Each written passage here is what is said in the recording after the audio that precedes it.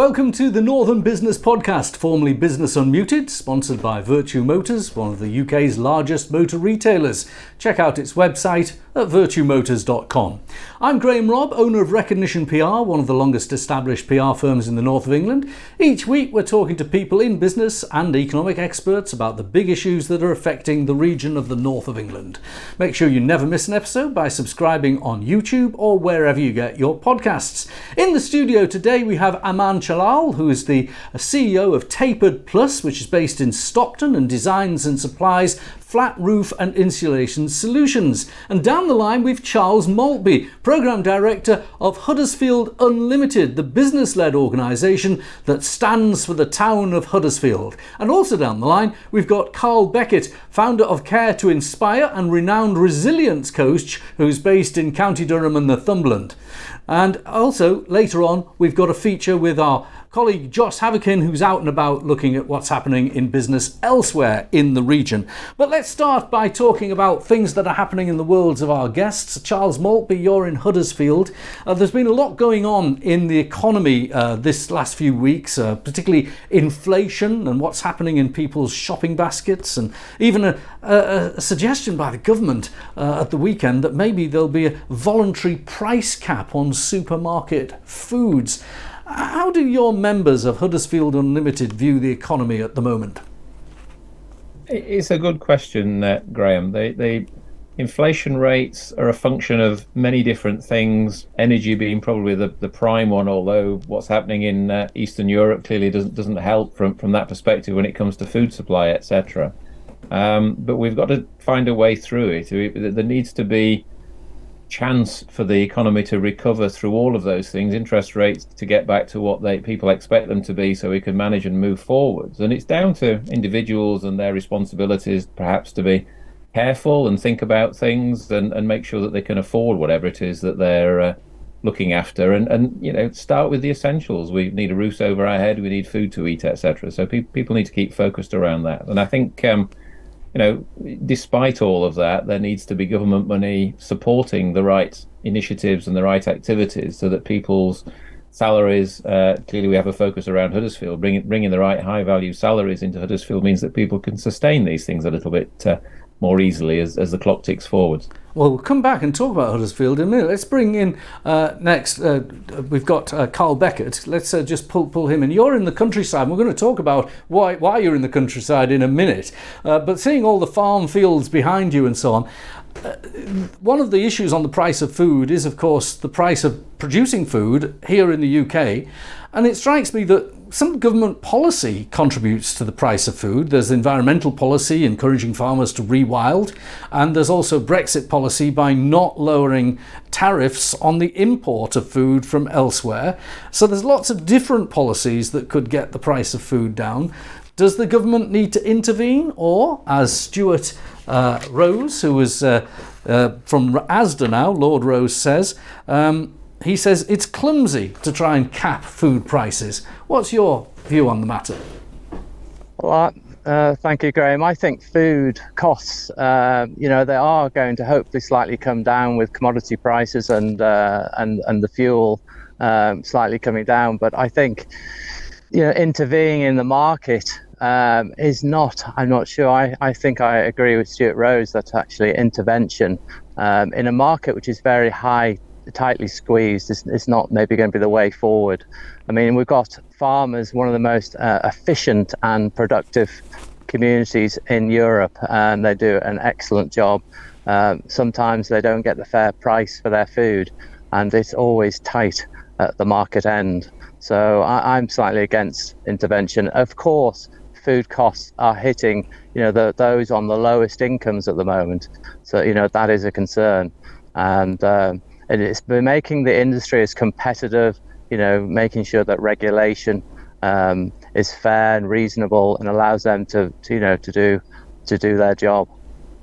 And of course, there is some intervention in the market, isn't there, with all the things like I was saying, the rewilding and the regulation that farmers have to deal with. That's intervention in a negative way in some ways, if you're from the perspective of some farmers, or there's intervening in the market by setting tariffs so that food producers elsewhere in the world have their goods artificially priced when they come into the country. So there is intervention somewhere. Yes, there's going to be intervention. I think, the rewilding projects, there's an opportunity in Brexit to help on conservation in the places that I am here. Absolutely beautiful part of the world. But at the same time, we have an ever increasing world population. We need to produce that food. So it's about how we can help with those exports and imports as a government to make the regulation as easy as possible for them.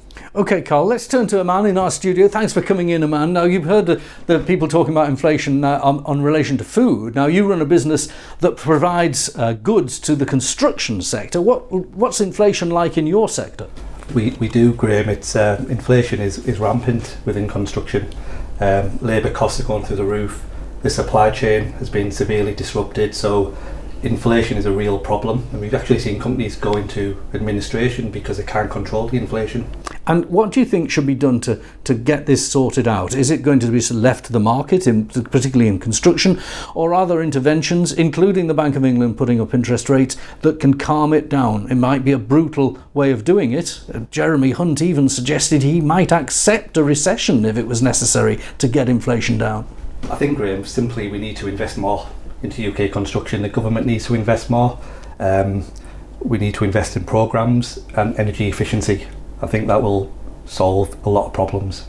Your products, tell me about the product. We'll talk about each of our guests' different businesses now. So what about your products? How do they work? We design and supply tapered insulation, Graham. So we supply insulation for flat roofs, which supplies water drainage plus thermal efficiency.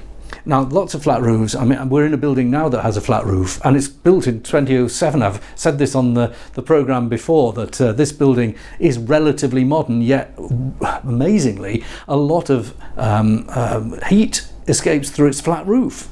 Bizarre. I would have thought modern rules and regulations less than 20 years ago would have stopped that.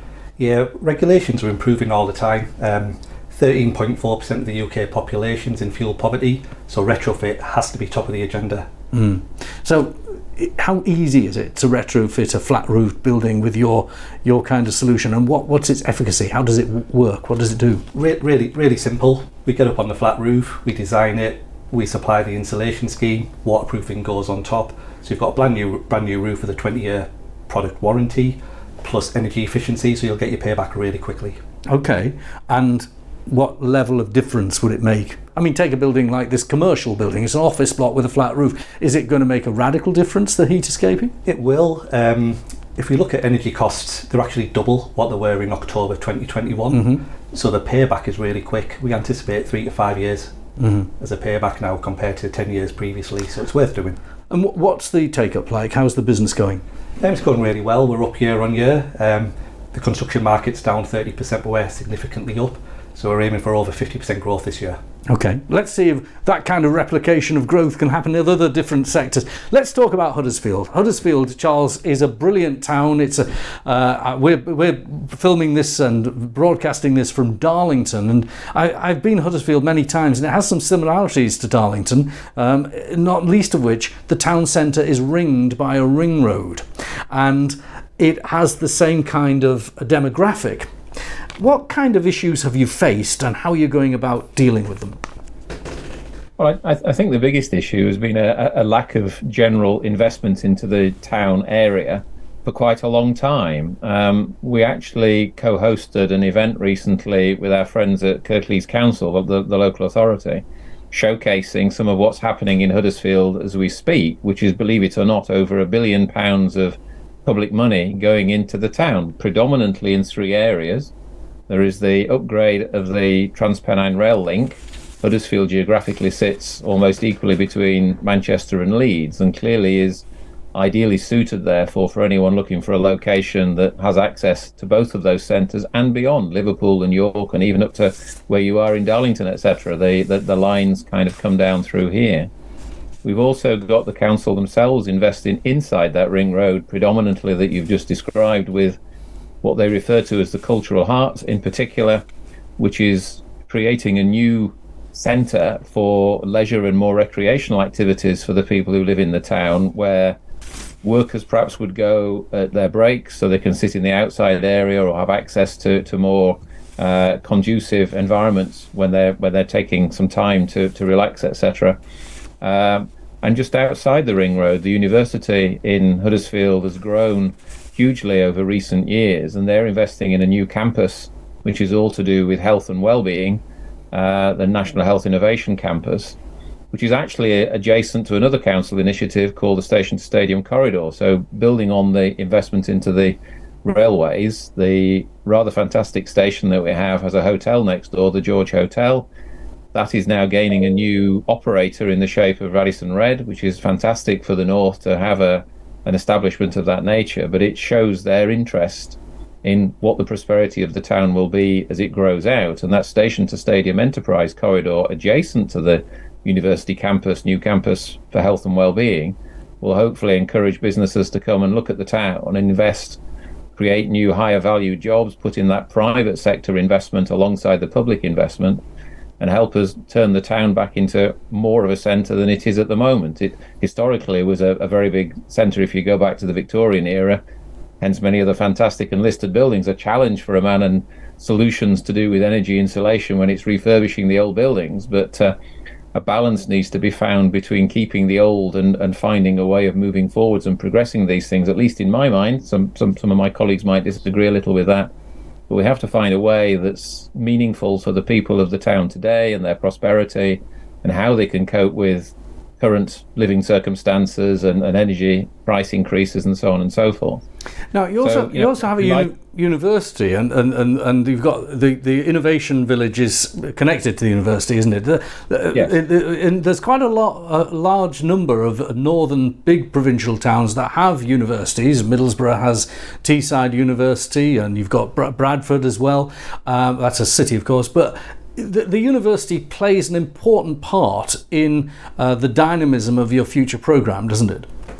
It does. I mean, I attended an event a few days ago, which was the 10th anniversary of the 3M Buckley Innovation Centre, an institute the university set up clearly 10 years ago, which is about using some of the university's knowledge and research and know-how and linking it with the local businesses to help them have the right information and access to the right services so they can grow their businesses. There's a local business called Paxman Coolers making caps to be worn on the head to help when people have chemotherapy treatment for cancer and other such things to try and reduce hair loss.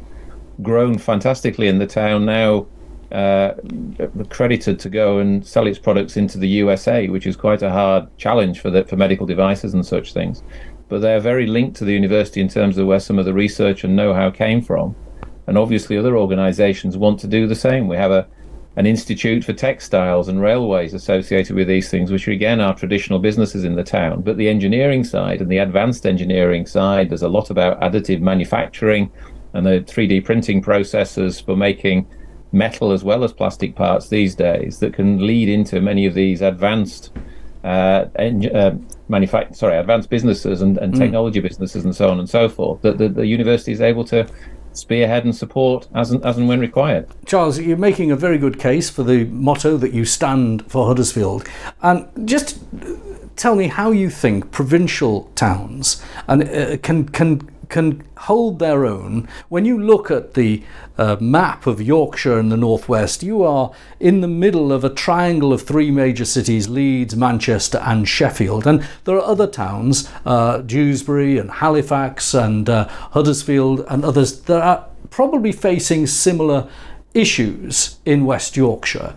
How do you cope with this town-city divide? Because it isn't automatically a north-south divide, is it? Within the north, the towns have to hold their own now. I think, the centres that you mention each have got different merits and different attributes, and they need to stand up and talk about them more. It's easy for the outside community, be that national or international, to only see the big centres.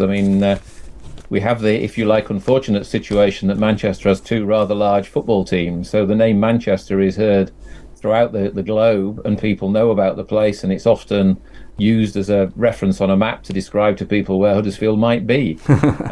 Didn't used to be like that, some years ago. Huddersfield stood in its own right and recognised things. So each has got its own merits. The places you mentioned are all doing different things or have done different things, and Huddersfield has perhaps fallen a little bit behind in recent times, which is why I want to get it back on the map. But it has many unique sort of features in terms of its location and some of the history and the nature of the history behind that can enhance how those new investment offerings, private and public, can come in and actually help the place grow. We have nothing against the other towns that wish to do similar things. We just would like to see a greater share, if you like, not fall into Leeds, Manchester and the other big cities, but actually find its way into the smaller areas where there's just as many people and needs from a business perspective to make sure all those things flow in the right direction. Well, Charles, thank you for speaking up for Huddersfield. It's called Huddersfield Unlimited, the organisation, and it's trying to coordinate £1 billion worth of money that's in Huddersfield already, but making sure it's promoting the town and standing for the town.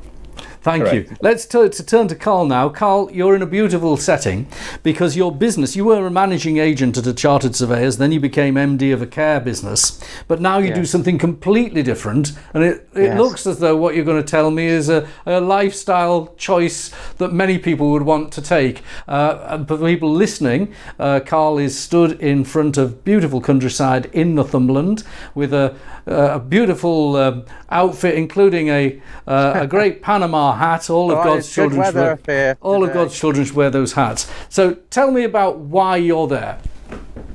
So this is my workplace. I take leaders of organisations out into the wild to help clear their head, develop resilience, if you like, and become better leaders. And working through my Resilience Valley model and just really using the outdoors as a medium to really unlock their potential, their creativity, make them more impactful leaders. The studies recently about burnout and Deloitte's on an external survey in the US with 1,000 corporate business folks said that they had 77% had expected burnout over the last few years, and Gallup have followed suit recently with a similar survey. So I think what this allows people is to some headspace to think clearly, and especially we've just obviously come out of the pandemic, and now we have other pressures on us now. So I think it's a really important role that I'm hoping to help businesses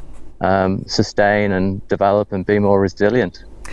I got to admit, I know that this works because just a few months ago, on a beautiful day in March, I took to the coast of Northumberland with two business leaders, and we took a day out to crunch through what was happening in our businesses. It was peer to peer, and we walked from Beadnell to Dunstanburgh Castle and then on to Craster, and it was a fantastic. Obviously, the scenery was good and it's very nice, and I'm sure staff watching my Facebook post would have thought, "What's he doing? This is a bit jammy, isn't it?" But actually it did help develop ideas for the business, and likewise the colleagues I was walking with fed off me and we fed off each other. It was very good, and I know several business leaders in Teesside do this, although their walks are 20 miles and I don't tend to go on them. They haven't I don't know if I'll show you this. They call themselves the Teesside Walkers and Talkers, but you never abbreviate Yes, I heard it. of that. That's all I'm going to say. You never abbreviate it. But as you structure it though, don't you? Yeah, it is, and there's a lot of work that I do on a one-to-one basis, but also I do work in groups.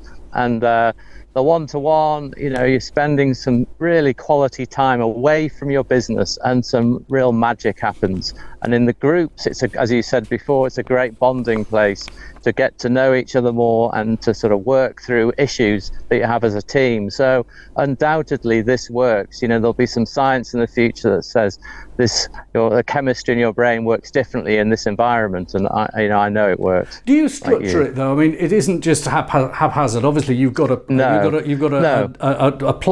planned walk, and presumably you've got an agenda in your head on how you'll structure the conversation. And it's about letting the leaders, it's myself acting as a guide to help them become better leaders. So it's a guided walk in the morning or the afternoon, and then followed with a sit down in a cafe or hotel, creating an action plan that you're going to follow through. So there's a lot of structure through with it, but it's about me unlocking the potential of them to become better leaders as a guide. and that's the most important thing. And the agenda, sometimes and each session can be varied and different, but we always have a theme that we follow through over the month. And what's the best size group? What is, from the point of view of experience, is one-on-one best, or 2 or 3 or 10 or 12? I think one-on-one is really powerful. But if you're taking teams out, I take teams up to 12, 8 or 10.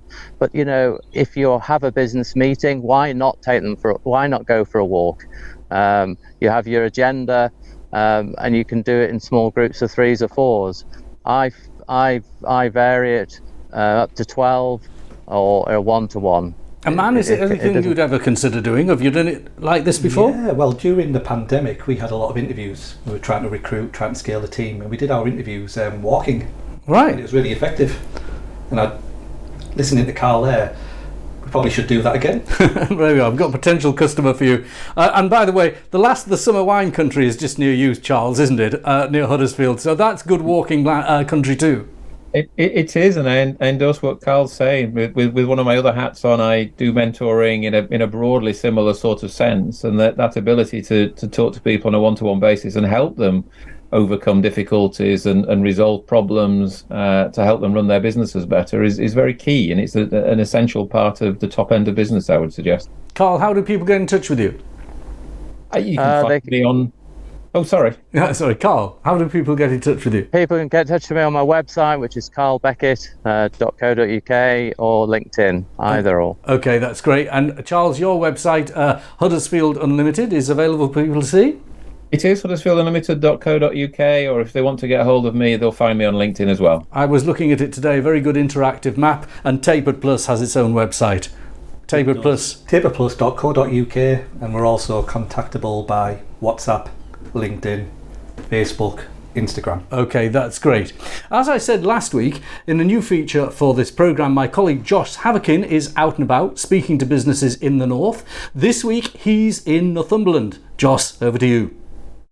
Hi, I'm Josh Haverkin, and this week I'm up in Northumberland with Merit. It's using off-site construction to build the new hospital at Berwick.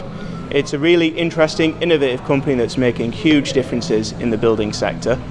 Here's some of the modular designs, and I'm going to speak with Tony Wells to find out a little bit more. What is different about Merit's solution to traditional building? Nothing's the same. Traditional construction is fragmented. Designers are different from construction people. Construction people subcontract everything down a supply chain, and everything's done on site. In Merit's model, we don't subcontract the design. It's an integrated platform model. It's not open source. We don't sell it to anyone else. We only work for end users. So it's a disruptive innovation in order to create hopefully a 10x growth on productivity compared to traditional construction. Didn't really adopt mass automation. Let's say Henry Ford, Taylor in 1910, 1920. And so it's languished in a manual world of let's say fragmentation, zero productivity growth, in fact decline. We've produced a product solution for multiple buildings which can be adapted to any building shape or functionality within certain market sectors, so biotech, pharmaceutical, healthcare, hospitals, as you see now. That type of more sophisticated building works well for our model, and then we deliver the whole thing as an integrated solution. So we only subcontract about a third of the work, and we're progressively automating our production system with robots, CNC, and a raft of Industry 4.0 automation. In terms of reduction of build time, in the biotech world, we've just completed the Autolus facility down at Stevenage, 7,500 square meters. Normally that project would take 4 to 5 years to go from inception to time to use. We delivered the first phase in 17 months. I was only 54 weeks on site. And we delivered it in the back end of the pandemic. That didn't cause us any issues in an area of inflation, which we gave a fixed price on, which we adapted to.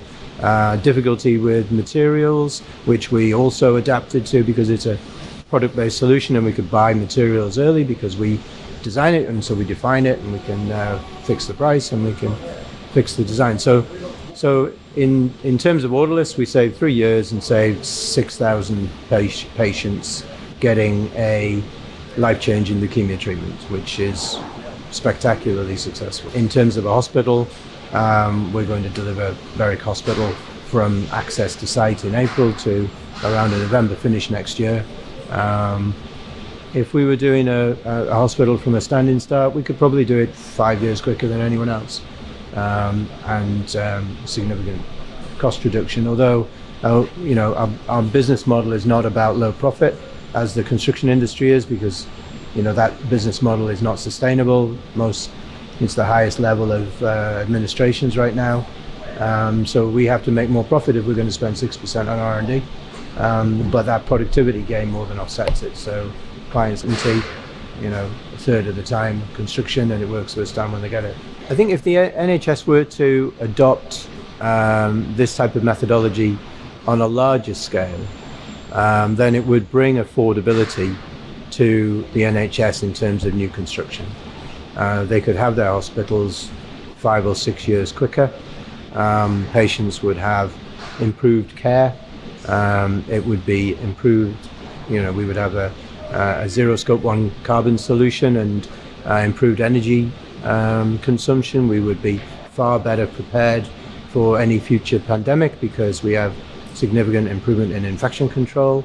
But the NHS would get value for money. Patients would get access to better care at an affordable price.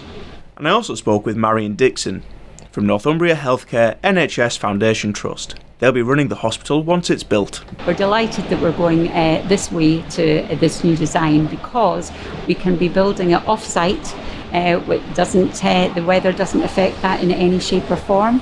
It can be designed specifically as to what we would like to have, and it's already pre-built. So when it comes and then it's erected at the hospital site, there is very little then to do. It's very, very important for us to have local services for local people, to try and make sure that we augment our local economy.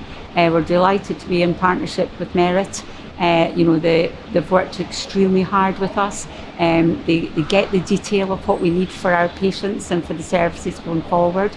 We need to make sure that we future-proof this hospital and bring as much innovation to it as we can. Obviously the IT infrastructure. So we want to really work in partnership with them to get the best that we can for Berwick.